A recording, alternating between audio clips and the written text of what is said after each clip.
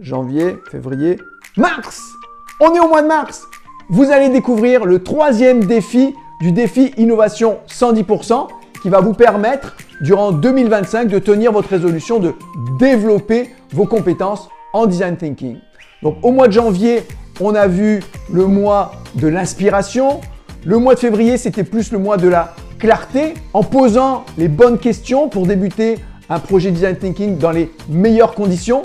Eh bien, le mois de mars, 31 jours, un défi de 31 jours. Je vous lance le défi de lire ce livre, Change by Design de Tim Brown. Tim Brown qui est le CEO de IDEO, la compagnie qui a fait la promotion et qui fait la promotion du Design Thinking depuis les 20 dernières années. Ce livre-là, c'est votre défi pour le mois de mars, 8 pages par jour.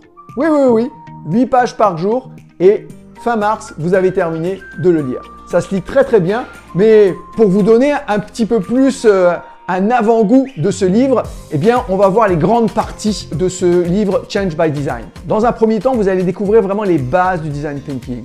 Les 3 piliers, désirabilité, la faisabilité, la viabilité.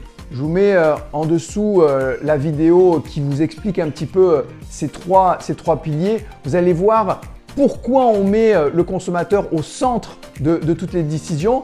Et puis, quand on met le consommateur au centre des décisions, on va aller voir les besoins latents, les utilisateurs et les consommateurs extrêmes.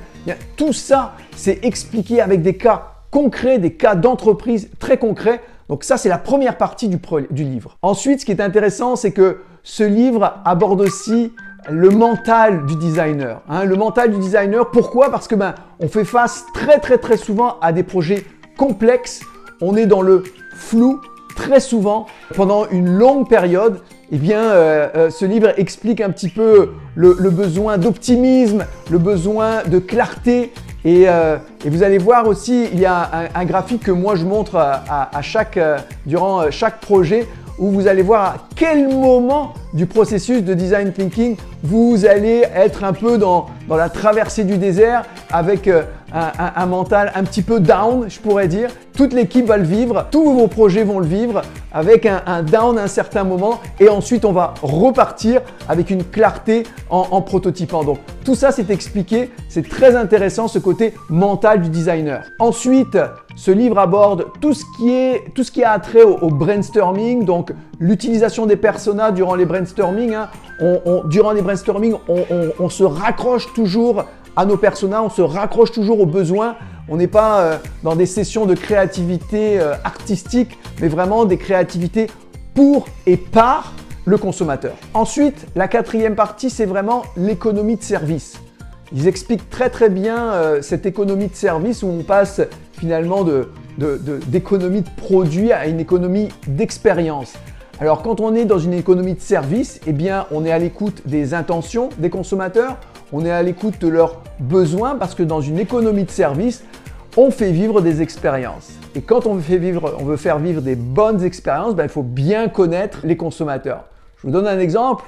Si j'ai envie de vous offrir un cadeau, je ne vais pas prendre mes besoins pour vous offrir le cadeau, mais je vais devoir être à l'écoute de vos besoins, à l'écoute de ce que vous avez envie.